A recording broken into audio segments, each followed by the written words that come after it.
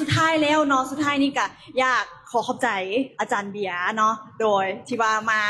ให้คำแนะนำดีๆว่าจะเป็นทางด้านธุรกิจและก็ทางธรรมะให้กับประชาชนพี่น้องชาวลาวได้ฟังว่าจะนั่งอยู่บนนี้แล้วก็ทางบ้านเนาะฟังไทยฟังลาวที่ว่าเบิ่งไลฟ์สดอยู่เนาะแล้วก็สุดท้ายนี้แมนอยากให้อาจารย์ฝากอีกอย่างถึงพี่น้องชาวลาวเธอเป็น FC อาจารย์อยู่ฝากอีกอย่างก็ได้อาจารย์ ก็ดีใจเนาะที่ได้มาประเทศลาวในครั้งนี้ โดย เจอคนลาวน่ารัก แล้วก็บอกว่าคนลาวหน้าตาดี ไม่เคยรู้เลยว่าดีจริงหรือเปล่า โดย ปรากฏมาแล้วดีจริง อาจจะไปทางไหนทางไหนก็มีแต่คนหน้าตาดี โดย ๆ คนที่นั่งที่นี่ก็หน้าตาดี และดีหน้าตาไม่พอต้องจิตใจดีด้วยนะ โดย สำคัญมาก โดย ก็อาจารย์ดีใจที่การต้อนรับของพี่น้องชาวลาวในวันนี้ถือว่าเป็นการต้อนรับที่ดี ตั้งแต่สนามบินเลย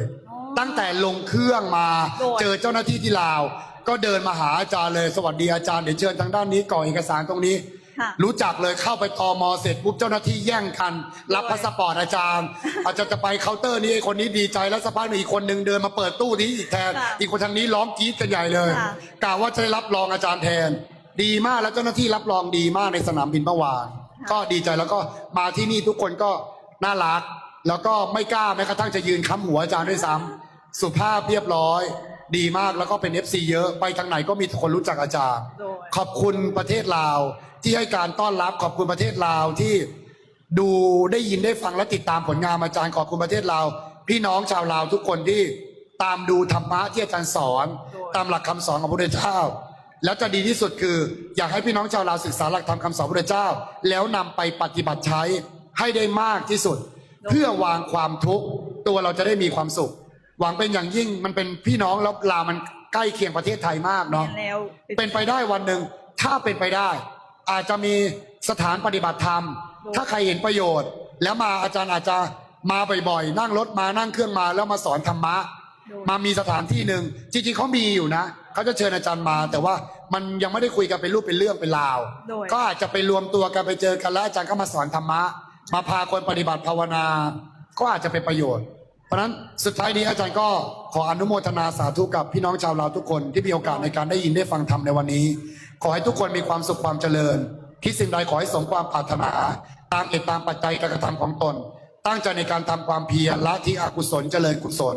มีสติสัพพัญญะรู้ตัวทั่วพร้อม ใครมีความสุขดีอยู่แล้วขอให้รักษาอัตภาพแห่งความสุขนี้ไว้ได้ยาวนาน ใครมีความทุกข์ร้อนสิ่งใดอยู่ในปัจจุบันขอให้ผ่านพ้นจากอุปสรรคปัญหา เหล่านั้นไปได้ดีในเร็ววันตามเหตุตามปัจจัยการกระทำทางกายวาจาใจ อันสุจริตของตนเองในที่สุดแล้วขอให้ทุกคนปฏิบัติตามธรรมสมควรแก่ธรรมจนได้ดวงตาเห็นธรรมสำเร็จเป็นพระโสดาบันในปัจจุบันชาตินี้ให้ได้โดยทั่วหน้ากัน ทุกท่านทุกคนเทินสาธุอนุโมทนาทุกคนได้วยจ้ะ สาธุเนาะขอบใจอาจารย์หลายๆเนาะ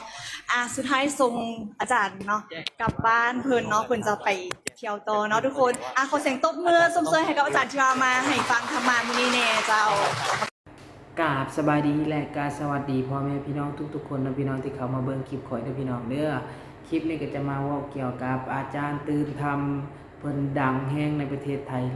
ล่าสุดเพิ่นได้ไปปฏิบัติหรือว่าไปบรรยายธรรมอยู่ที่ประเทศลาวนะทุกคนเนาะคนลาวเจ้าหน้าที่เนาะพี่น้องไม่ว่าจะเป็นเจ้าหน้าที่ไม่ว่าจะเป็นคนลาวประชาชนลาวนะพี่น้องให้การต้อนรับเพิ่นอย่างเป็นอย่างดีเนาะพี่น้องเนาะโอ้โหเนาะก็คือแบบว่าเราประทับใจแห้งคนลาวหน้าตาดีนิสัยดีเนาะพี่น้องเนาะนิสัยดีแห้งก็คือแบบว่าคนลาวหรือว่าเจ้าหน้าที่ยังก็ต้อนรับเพิ่นดีแห้งเนาะพี่น้องเนาะก็คือส่วนหลายแล้วคนลาวก็จะรู้จักเนาะถ้าคนไทยแบบว่าคนไทยคนใดดังคนลาวก็จะรู้จักเมิดนะพี่น้องนะรู้จักหมดรู้จักจากการเบิ่งทีวีการเบิ่งสื่อโซเชียลนะพี่น้องนะการเบิ่งภาษาอหย่างต่างๆเบิ่งละครเบิ่งข่าวอย่างนี้นะพี่น้องมันก็จะเบิ่งเป็นภาษาไทยนะพี่น้องเพราะฉะนั้นแล้วคนลาวก็จะรู้ว่าคนไทยคนใดดังคนใดแปลว่าเป็นกระแสอหย่างคนลาวก็จะรู้คือกับคนไทยนะพี่น้องเนื่องจากว่าเขาเจ้าเบิ่งทีวีไทยเบิ่งสื่อโซเชียลเกี่ยวกับประเทศไทยหลายนะพี่น้องก็คือไทยกับลาวภาษาก็แทบจะใกล้เคียงกันนะภาษาก็ใกล้เคียงกันภาษาพิมพ์ตัวหนังสือนี่นะพี่น้องพิมพ์ตัวหนังสือนี่ก็คือแบบว่ามันคล้ายๆกันนะพี่น้องเพราะฉะนั้นแล้วคนลาวส่วนหลายพวกวัยรุ่นนะก็จะบอกพวกวัยรุ่นนะเขาเจ้าพิมพ์โทรศัพท์เนี่ยเขาเจ้าจะใส่ภาษาไทย แทนภาษาลาวเนาะบางคนก็มีหลายด้วยพี่น้องที่แบบว่าใส่ภาษาไทย ใช้ภาษาไทยในการพิมพ์หาสาวพิมพ์หาหมู่พิมพ์หาครอบครัวอย่างเงี้ยนะเขาจะเห็นไปเบิ่งได้เลยนะพี่น้องโทรศัพท์คนลาวเนี่ยเวลาเขาเสร็จกับหมู่กับอีหยังเขาเจ้าจะใส่ภาษาไทยแต่ว่าใส่แบบใส่คล้ายๆมันจะออกแบบลาวๆนะพี่น้องอย่างเช่นบอนะก็มันก็ใส่แบบนั้นนะพี่น้องเพราะฉะนั้นแล้วส่วนหลายแล้วเขาใช้แบบว่าแบบลาวนะพี่น้องนะก็คือเป็นภาษาไทยแต่ว่าใส่ในสไตล์แบบลาวนะพี่น้องแบบนี้นะเพราะว่าตัวบอตัวยังมันกับตัวบอตัวอยังมันก็คล้ายคือกันเนาะเพราะฉะนั้นแล้วคนลาวก็จะนิยมใส่ภาษาไทยในการเซตหาหมู่เซตหาโอ้ยหลายแห่งนะพี่น้องเนาะเซตหาเนาะผู้เฒ่าผู้แก่บางคนก็ยังแบบว่าก็เจ้าก็ยังเว้าแบบว่าพิมพ์หาเพลงหาหยังนะพี่น้องก็เจ้าก็ยังเว้าใน YouTube หรือว่าอยู่ไสนะพี่น้องเนาะก็คือตามสื่อโซเชียลนะเพราะฉะนั้นแล้วคนลาวก็จะรู้จักนักร้องดังดาราดังคนดังในสื่อโซเชียลหรือว่าใครเป็นจังใดเป็นเน็ตไอดอลเป็นดาราเป็นอินฟลูเอนเซอร์ดังนะพี่น้องเพราะฉะนั้นแล้วคนลาวก็จะรู้จักคล้ายๆกับคนไทยเลยเนาะกับบ่แปลกที่แบบว่าอาจารย์เบียร์เพิ่นก็ได้ไปเนาะก็คือเราก็เห็นเพิ่นก็น่าจะเห็นในแบบว่าในสื่อโซเชียลของเพิ่นนั่นแหละมีคนลาวไปคอมเมนต์นะพี่น้องเนาะมีคนลาวไปคอมเมนต์แล้วก็เราก็น่าจะรู้ว่าFC ทางประเทศลาวหลาย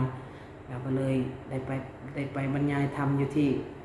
บิ๊กซีบ่หรืออยู่ไสนี่แหละเนาะอยู่ประเทศลาวเนาะพี่น้องเพิ่นก็ได้ไปเนาะไปแล้วก็คนลาวหรือว่าตำรวจอีหยังก็ต้อนรับอย่างดีเลยเนาะพี่น้องเนาะต้อนรับอย่างดีเลยคือว่าสุดยอดเนาะพี่น้องเนาะก็คืออันนี้ก็ต้องปรับปรื้มเนาะในเฮาในฐานะคนลาวก็เห็นคนลาวเฮาปฏิบัติต่อชาวต่างชาติหรือว่าคนต่างประเทศที่มาเยี่ยมยามมาท่องเที่ยวในประเทศลาวแล้ว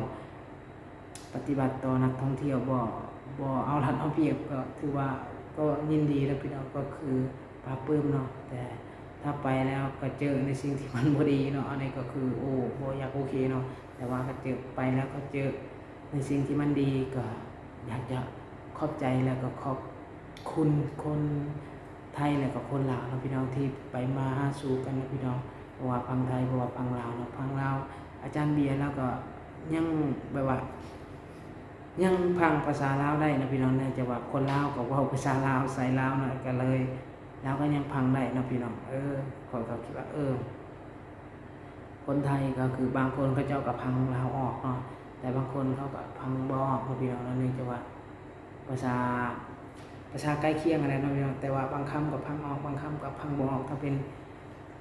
คืออาจารย์เบียร์เราก็พังออกเนาะบางเบื้องทรงแล้วเราก็พังออกเนื่องจากว่าพิธีกรเพิ่นกล่าวและเพิ่นก็ยังได้ตอบนะพี่น้องเนาะคันตาขออภัยนะพี่น้องน้ำมุกไว้ตาเป็นอย่างวะโอเคนะพี่น้องโอ้โหใช่เลยเนาะโอเคเนาะคลิปนี้ก็น่าจะจบประมาณนี้สำหรับพี่น้องนะเนื่องจากว่าแน่สิว่าต่อแล้วนะพี่น้องเนาะกราบขอบคุณกราบขอบใจทุกๆคนที่เข้ามาเบิ่งคลิปคอยได้พี่น้องเดือดตาผิดพลาดประการใดขออภัยเลยนะพี่น้องขอโทษขออภัยเลยเนาะถ้าบ่เป็นการรบกวนกดไลค์กด Subscribe ให้คอยแน่พี่น้องเนาะกราบขอบคุณขอบใจทุกๆคนนะพี่น้องเนาะแห่งงานลาวอยู่ในไทยนะพี่น้องเนาะเฮ็ดคลิปไปเรื่อยๆนะพี่น้องนะบ่ฮู้ว่าเป็นจังไดบ่ฮู้ว่าดีหรือว่าดีจังไดก็คอมเมนต์มาบอกแน่เนาะพี่น้องว่าควรเฮ็ดแบบใดเนาะกราบขอบคุณทุกๆคนนะพี่น้องเด้อบ๊ายบาย